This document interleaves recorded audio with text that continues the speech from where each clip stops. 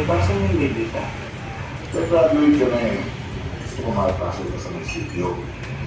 Kapat ako yung municipal administrative ko sa bisikleta. Yung mga hindi ako magdadalaw sa dati. Ay, pag-desisyon na ako eh. Tutuloy ako sa pag-aabogado. Maglolo ka. Hindi mo na pala pati sa akin yun. Pero okay na yun. Mas maganda ka eh. Habang nag-aaral ka nito, tatrabaho ka.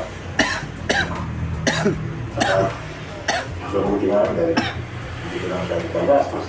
Dahil hindi ka na makangasera. Basta, sa akin, yung gawin mo yung budget mo bago ko umalis. Para sa minus party, nakabisi sa pera. Wala. Wala akong gusto ka lang mo. Ano ba gusto mo yung makita mo? Hala yung anak mo. Hindi, ikaw na lang ako. Ayoko. Ang anak nito. Baka mahaglat ako.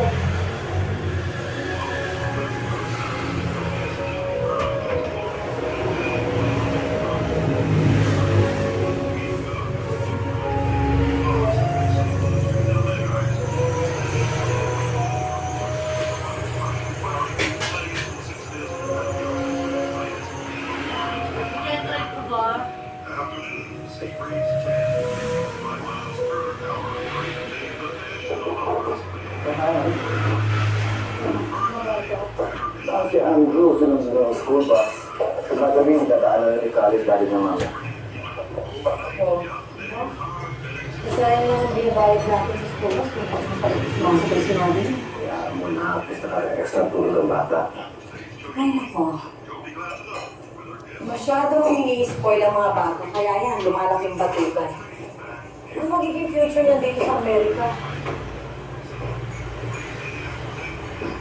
Oo.